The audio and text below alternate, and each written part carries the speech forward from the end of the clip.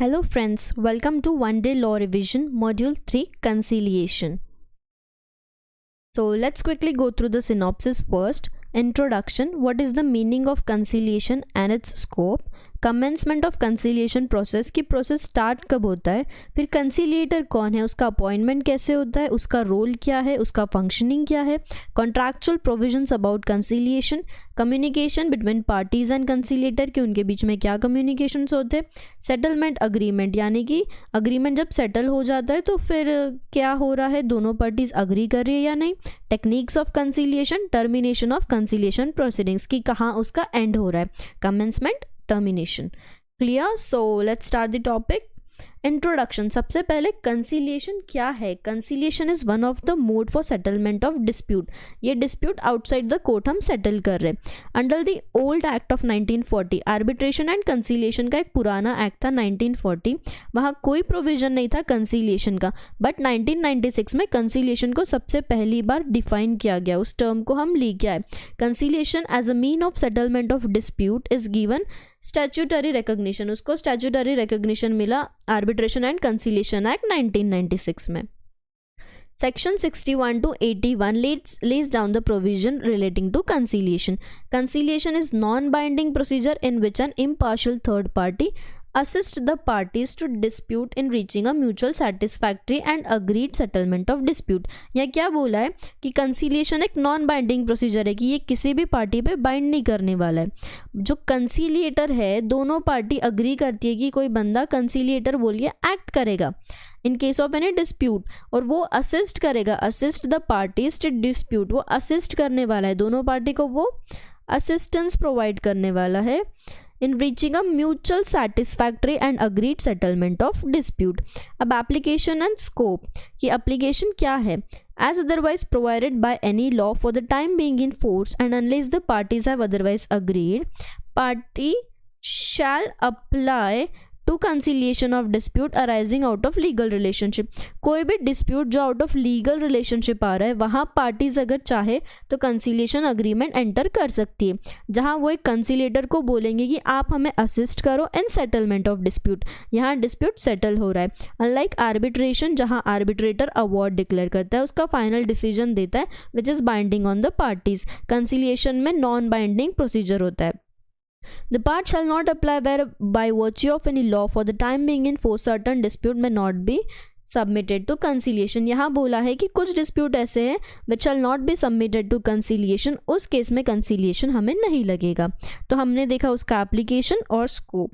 Now section number 62 commencement की conciliation start कहाँ होता है. कंसिलिएशन या तो पहले एंटर कर सकते, but agreement is not compulsory for conciliation. अगर कोई पार्टी सेटलमेंट चाहती है इन केस ऑफ डिस्प्यूट, तो कोई भी एक पार्टी इनिशिएट करेगी कंसिलिएशन. हाउ कि वो दूसरी पार्टी को एक रिटर्न इन्विटेशन भेजेगी. क्या भेजेगी? Return invitation. Briefly identifying the subject matter of the dispute कि हमारा डिस्प्यूट किस चीज़ को लेके.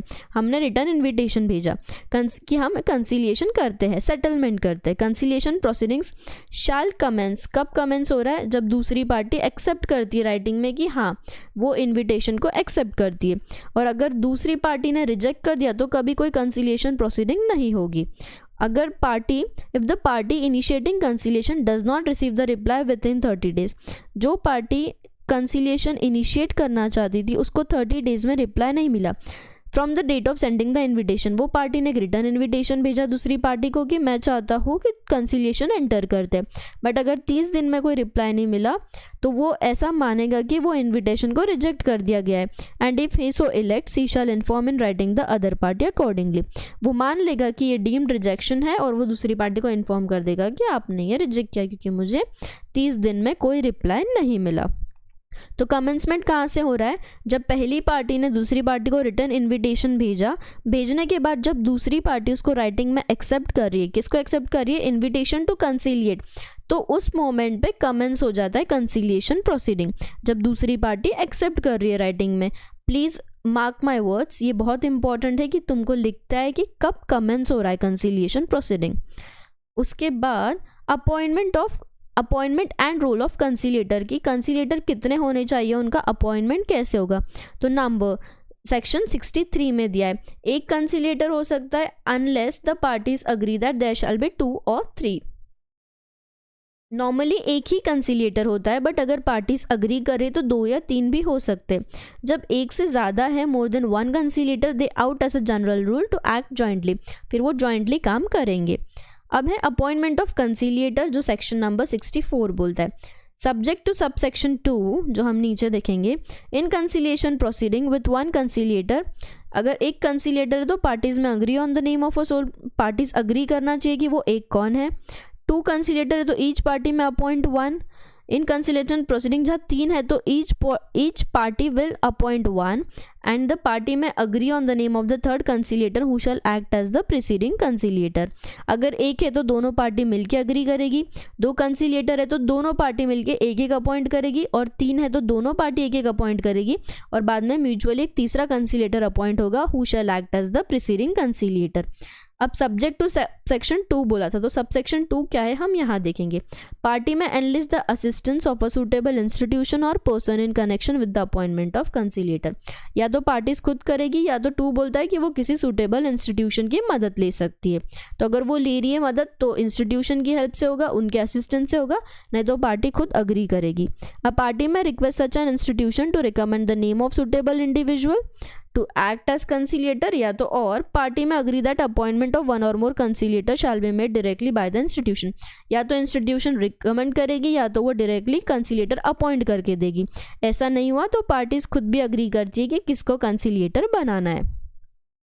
Then submission of statement to conciliator. The conciliator upon his appointment के बाद वो क्या रिक्वेस्ट करेगा, वो पार्टीज को रिक्वेस्ट कर रहा है कि मुझे एक रिटर्न स्टेटमेंट दो कि नेचर ऑफ डिस्प्यूट क्या है, डिस्प्यूट क्या था और पॉइंट्स एट इशू कि इशू क्या है। तो फिर दोनों पार्टी एक स्टेटमेंट देगी। फिर उसके बाद कंसिलिएटर अगर चाहे तो फर्दर रिटर्न स्टेटमेंट मंगा सकता है, किस चीज़ का, कि उसका पोजीशन क्या है, facts and grounds in support thereof, supplemented by any document, चाहे तो कोई document, and other evidence as that party deems appropriate. तो वो पार्टी सारे copies of such statement documents उसको सबमिट करेगी। फिर उसके बाद एट एनी स्टेज अगर उसको और भी कोई एडिशनल इन्फॉर्मेशन चाहिए तो कंसिलिएटर दोनों पार्टी से मंगवा सकता है। The conciliator is not bound by the Code of Civil Procedure or the Evidence Act. Conciliator के केस में ये दोनों भी प्रोविजंस अप्लाई नहीं होती। रोल ऑफ कंसिलिएटर, अब कंसिलिएटर का रोल क्या है। The conciliator shall assist the parties in independent and impartial manner. Conciliator assist कर रहा है ताकि केस जल्दी से सेटल हो जाए, तो इस केस में उसका इंडिपेंडेंट होना, इम्पार्शियल होना बहुत ज़रूरी है ताकि एक सुटेबल सेटलमेंट हो जाए, settlement of dispute. He shall be guided by the principle of objectivity, fairness and justice, giving consideration among other things. He should not be biased. He should be independent, objective, fairness and justice. उसका जो भी settlement में assistance है वो fairness और justice पे based होना चाहिए, और उसका कोई प्रीवियस रिलेशनशिप है तो उसको वो डिस्क्लोज करना पड़ेगा, and that may not affect the dispute decision या डिस्प्यूट सेटलमेंट। फिर conciliator may conduct the conciliation proceeding in such a manner as he considers appropriate. वो ऐसे मैनर में करेगा जो उसको अप्रोप्रिएट लगता है, taking into account the circumstances of the case, the wishes the parties में एक्सप्रेस इंक्लूडिंग एनी रिक्वेस्ट। अगर पार्टीज ने कोई रिक्वेस्ट किया है कि वो ओरल स्टेटमेंट होना चाहिए या किसी पर्टिकुलर मैनर में सेटल करना है, तो then he will follow as may be decided by the party, and यहाँ स्पीडी सेटलमेंट ऑफ डिस्प्यूट होने वाला है। जो नीड है, बेसिक नीड कि हम कोर्ट के पास क्यों नहीं जा रहे, क्योंकि it's a lengthy process, expensive process, तो यहाँ पे जो स्पीडी सेटलमेंट वाला पॉइंट है वो कंसिलिएटर को ध्यान में रखना पड़ेगा। Conciliator may at any stage of the conciliation proceeding में propose for a settlement of the dispute. Conciliation कभी भी सेटलमेंट ला सकता है। Such proposal need not be in writing and need not be accompanied by statement of the reasons thereof. अब है administrative assistance. In order to facilitate the conduct of conciliation proceeding, अगर conciliator चाहे तो with the consent of parties वो और भी administrative assistance arrange कर सकता है by a suitable institution of person. अब है communication between conciliator and parties के उनके बीच में क्या कम्युनिकेशंस होते हैं। It is dealt with in section 69। कंसिलिएटर क्या करता है, वो पार्टीज को इनवाइट करता है, उनसे मिलता है, उनसे कम्युनिकेट करता है आइदर ओरली और इन राइटिंग की इशू क्या है। वो चाहे तो दोनों पार्टीज को साथ में मिल सकता है या तो सेपरेटली। जब वो इशू समझेगा तभी he will be able to assist. Unless the parties have agreed upon the place where meetings are to be held, such place shall be determined by conciliator. अगर पार्टी स्पेसिफिकली कोई place agree करते हैं तो वहाँ पे वो conciliator से मिलेंगे, otherwise such place shall be determined by the conciliator but after consultation with the parties having regard to the circumstances of the conciliation proceedings. कि प्लेस कंसीलिएटर भी डिसाइड कर सकता है but after consultation with the parties. फिर है disclosure of information. Conciliator को जो भी फैक्चुअल इन्फॉर्मेशन मिला regarding the dispute he shall disclose the substance of the information to the other party. First party से उसको जो इन्फॉर्मेशन मिला उसने वो सेकंड के पास डिस्क्लोज करना है। क्यों? In order that the other party may have the opportunity to present explanation. अब फर्स्ट पार्टी ने डिस्प्यूट से रिलेटेड कुछ चीज़ बोला है तो कंसीलिएटर क्या करेगा, जाके वो अदर पार्टी को बोलेगा ताकि other party can present in explanation. उसके साइड से कोई एक्सप्लेनेशन है तो फिर वो दे सकता है। Cooperation of parties with conciliator. क्या कोऑपरेशन करना है पार्टीज को कंसीलिएटर के साथ तो ही सेटलमेंट इजीली होगा, क्विकली होगा, स्पीडी रहेगा। That party should act in good faith, they should cooperate with the conciliator and shall endeavour to comply the request by the conciliator to submit written materials. जो भी documents, evidences या written statement वो मंगा रहा है, parties का काम है कि वो उसको कोऑपरेट करे ताकि सेटलमेंट जल्दी से जल्द हो सके। Suggestions by parties for settlement of dispute. हर पार्टी का कुछ सजेशन होगा। Each party may on his initiative or at the invitation of the conciliator वो क्या करेगी, submit to the conciliator suggestions for the settlement. दोनों पार्टी अपने अपने सजेशंस देंगी कि वो किस तरीके से डिस्प्यूट को सेटल करना चाहती है। फिर है settlement agreement, section number 73। This is again one important section कि when it appears to the conciliator that there exist element of settlement. जैसे ही उसको समझ रहा है कि सेटलमेंट के कुछ एलिमेंट्स एग्जिस्ट कर रहे हैं which may be acceptable to the parties, जहाँ दोनों पार्टी एक्सेप्ट करेंगे, वो क्या करेगा, he shall formulate the terms of the possible statement. जो भी उसको एग्जिस्टिंग एलिमेंट्स दिख रहे कि सेटल हो सकता है उसके वो पॉसिबल स्टेटमेंट बनाएगा और पार्टीज को सबमिट करेगा। After receiving the observation parties उसको चेक करेंगी, ऑब्जर्व करेंगी, the conciliator may reformulate the terms of a possible statement. फिर पार्टीज की जो भी ऑब्जर्वेशन है उसके अकॉर्डिंग कुछ छोटे मोटे चेंजेस है तो वो चेंज करेगा and accordingly he will try to settle. If the parties reach agreement on settlement, अब पार्टीज अगर मान रही है तो दे में ड्रॉप, पार्टी क्या करेगी, sign a written settlement agreement. दोनों पार्टी एक रिटर्न अग्रीमेंट को साइन कर देगी। If requested by the parties conciliator may draw up or assist the parties in drawing up the settlement agreement. दोनों पार्टीज एक सेटलमेंट अग्रीमेंट बना के साइन करेगी। अगर उसमें भी उनको कंसीलिएटर की हेल्प चाहिए तो वो ले सकते। He will assist them in settlement agreement. When the parties sign the agreement, एक बार सेटलमेंट अग्रीमेंट साइन हो गया तो it shall be final and binding. अभी तक कंसीलिएशन नॉन बाइंडिंग था बट एक बार सेटलमेंट अग्रीमेंट दोनों पार्टीज ने साइन कर दिया तो it shall be final and binding and persons claiming under them respectively, वो उन पर्सन्स पे, पार्टीज पे बाइंडिंग है। कंसीलिएटर शैल authenticate the settlement agreement and furnish a copy thereof to each of the parties. Conciliator क्या करेगा, authenticate करेगा settlement agreement को and furnish a copy thereof. Status and effect of settlement, क्या बोला है हमने, settlement will have the same effect as arbitral award. Arbitral award क्या है कि आर्बिट्रेशन के केस में दोनों पार्टीज मिलके जब डिस्प्यूट होता है तो एक आर्बिट्रर अपॉइंट करती है। आर्बिट्रर का काम क्या है कि वो एक आर्बिट्रल अवार्ड देगा। Award means a decision which will be binding on both the parties. जो आर्बिट्रेटर है उसको हम आर्बिट्रल ट्रिब्यूनल बोलेंगे क्योंकि वो सोल हो सकता है या नंबर ऑफ आर्बिट्रेटर्स हो सकते। तो जिस आर्बिट्रेशन में एक फाइनल आर्बिट्रल अवार्ड होता है which is final and binding on both the parties. Conciliation में एक बार सेटलमेंट अग्रीमेंट दोनों पार्टी ने साइन कर लिया, एक्सेप्ट कर लिया, then it will have the same status and effect as arbitral award. मतलब it will be final and binding on both the parties. मतलब it will be final and binding on both the parties. अब confidentiality, कि दोनों party को और कंसीलिएटर को confidentiality maintain करना है in relation to all matters relating to conciliation proceedings. Confidentiality shall extend also to the settlement agreement except where its disclosure is necessary for the purpose of implementation and enforcement. Confidentiality क्यों maintain हो रही है, क्योंकि यहाँ दो ही parties और एक कंसीलिएटर है, तीनों मिलके बात को कॉन्फिडेंशियल रखेंगे बट जहाँ ज़रूरी है वहाँ उसको डिस्क्लोज करना पड़ता है। टर्मिनेशन ऑफ कंसीलिएशन प्रोसीडिंग्स कब टर्मिनेट होता है, जहाँ साइनिंग ऑफ सेटलमेंट अग्रीमेंट आ गया by the parties on the date of agreement, कि सेटलमेंट अग्रीमेंट पार्टीज ने साइन कर लिया, अग्री कर लिया, या तो और written declaration by the conciliator after consultation with the parties that further efforts at conciliation are no longer justified on the date of declaration, कि अब और फर्दर एफर्ट्स नहीं लेने हैं, सेटलमेंट हो चुका है। या तो written declaration of the parties address to the conciliator to the effect that conciliation proceedings are terminated, या तो पार्टीज ने खुद से कंसिलिएटर को बोल दिया कि अब कंसिलिएशन प्रोसीडिंग्स टर्मिनेट कर दो on the date of declaration, या तो written declaration by the party to the other party and the conciliator if appointed to the effect that conciliation proceedings are terminated, या तो दोनों पार्टी सेटल कर रही agreement, या तो कंसिलिएटर खुद बोल रहा है कि अब और एफर्ट्स नहीं डालने पड़ेंगे, या तो दोनों पार्टी बोल रही है कंसिलिएटर को कि कंसिलिएशन प्रोसीडिंग्स टर्मिनेट हो गया, या तो एक पार्टी रिटर्न डिक्लेरेशन में दूसरी पार्टी और कंसिलिएटर को बोल रही है कि the conciliation proceedings are terminated on the date of declaration.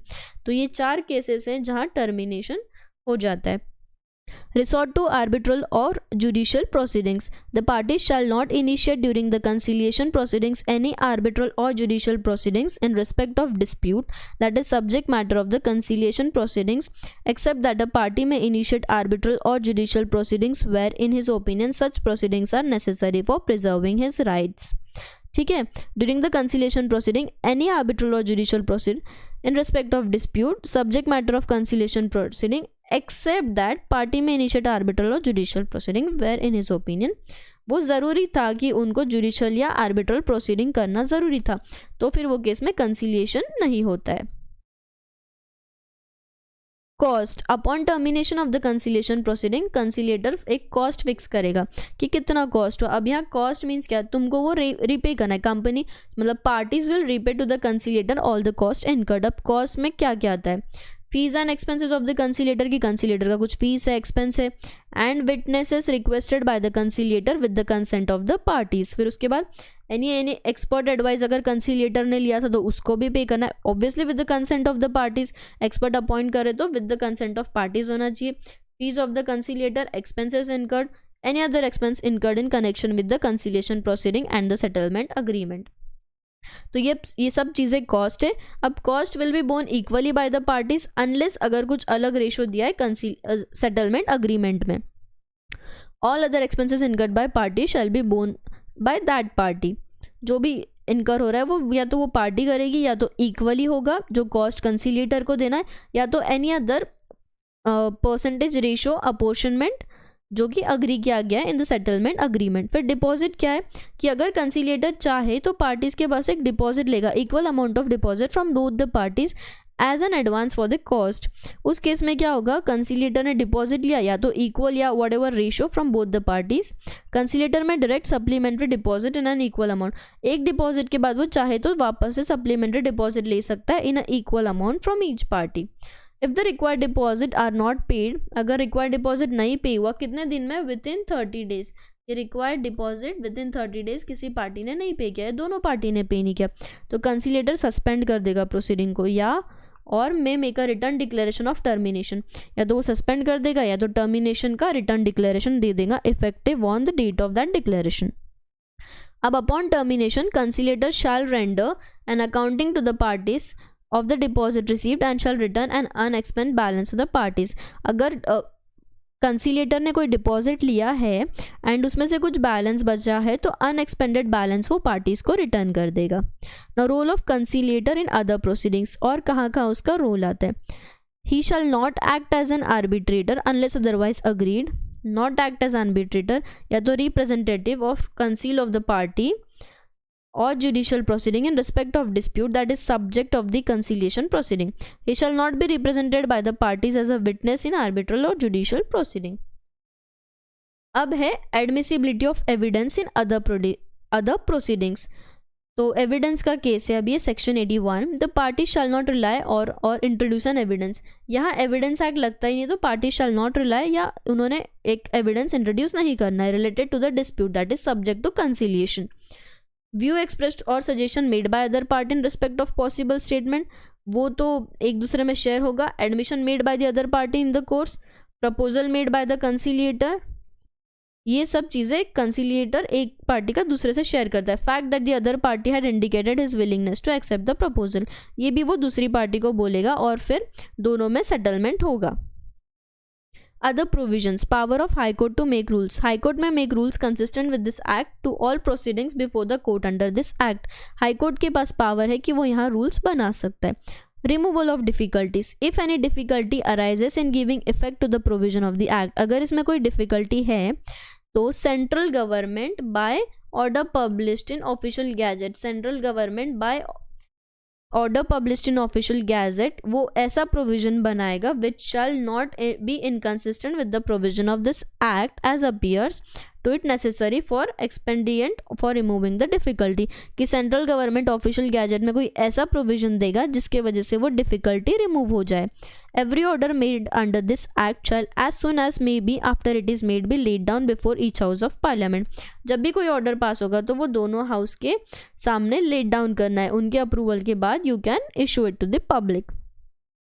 Power to make rules, central government by notification in the official gazette make rules, central government के पास पावर है जो हमने पिछले सेक्शन में भी देखा. Every rule made by the central government वो कहाँ जाएगा, दोनों हाउस के पास जाएगा, will be placed before both the houses of parliament. फिर for a total period of 30 days which may be compromise in 1 session और in 2 or more sessions, 30 days का टाइम है. Before the expiry of session, immediately following the session or the successive session, both houses agree, अगर दोनों house मान गए कि ये modification लाना है तो modification will be brought into effect, otherwise not. However, that any such modification or annulment shall be without prejudice to the validity of anything previously done after that rule, कि क्या modification आ जाएगा but shall be without prejudice to the validity of anything previously done under the act. So we are done with the topic. Let's go to the synopsis once again. हमने क्या देखा कि कंसिलिएटर क्या है, कि दो लोग में जब डिस्प्यूट हो रहा है तो उसको सेटल करने के लिए वो किसी कंसिलिएटर को बोल रहे हैं कि यू असिस्ट अस, तुम हमारी हेल्प करो. So it is an alternate dispute mechanism, dispute outside the court. फिर उसके बाद हमने क्या देखा, कमेंसमेंट ऑफ कंसिलिएशन प्रोसेस, कि कंसिलिएशन प्रोसेस कहाँ कमेंस होता है, जब एक पार्टी ने दूसरी पार्टी को बोला कि वो कंसिलिएशन में एंटर करना चाहता है और दूसरी पार्टी ने इनविटेशन को एक्सेप्ट किया, accept the invitation of conciliation in writing. Clear. फिर अपॉइंटमेंट कैसे होता है, दोनों पार्टीज मिलके करती है या तो किसी थर्ड पर्सन को या इंस्टीट्यूशन को बोलती है. फिर रोल ऑफ कंसिलिएटर कि उसको असिस्ट करना है. फिर कॉन्ट्रैक्चुअल प्रोविजंस की वो कॉस्ट वगैरह इनकर करता है तो उसको पे करती है दोनों भी पार्टीज इन इक्वल रेशो या प्रपोर्शन. फिर वो डिपॉजिट रख सकता है कंसिलिएटर इन इक्वल रेशो, चाहे तो वापस डिपॉजिट और चाहिए तो मांगेगा, बट बाद में जो भी अमाउंट अनएक्सपेंड है वो रिटर्न कर देगा दोनों पार्टीज़ को. फिर दोनों पार्टीज़ के बीच का कम्युनिकेशन कंसिलिएटर पार्टीज़ को एक साथ कर सकता है, अलग से कर सकता है, प्लीज़ वो डिसाइड करेगा पार्टीज अगर अग्री कर रही है तो, और वो एक दूसरे का बताएगा, मतलब फर्स्ट पार्टी ने कोई कम्युनिकेशन दिया है तो वो दूसरी पार्टी को बताएगा ताकि वो खुद के पॉइंट्स उसमें बताए कि उसने ऐसा क्यों किया. सेटलमेंट अग्रीमेंट, अगर दोनों पार्टी अग्री कर रही है, सेटल करना चाहती है तो वो राइटिंग में एक सेटलमेंट अग्रीमेंट इनिशिएट करेगी. कंसिलिएटर चाहे तो उसमें उनको असिस्ट करता है अगर पार्टीज ने उसका असिस्टेंस मांगा है तो. एक बार पार्टी ने राइटिंग में सेटलमेंट अग्रीमेंट कर दिया तो then it shall be binding on both the parties, it shall be final. फिर कंसिलिएशन के क्या क्या टेक्निक्स है. फिर टर्मिनेशन या तो सेटलमेंट से हो सकता है या तो दोनों पार्टीज मिलकर टर्मिनेट कर सकती है या कंसिलिएटर टर्मिनेट कर सकता है या तो कोई एक पार्टी राइटिंग में दूसरी पार्टी और कंसिलिएटर को बोल सकती है कि वो कॉन्ट्रैक्ट को, वो कंसिलिएशन को टर्मिनेट करना चाहती है. सो आई होप आपको ये टॉपिक समझ में आया है. Thank you for watching.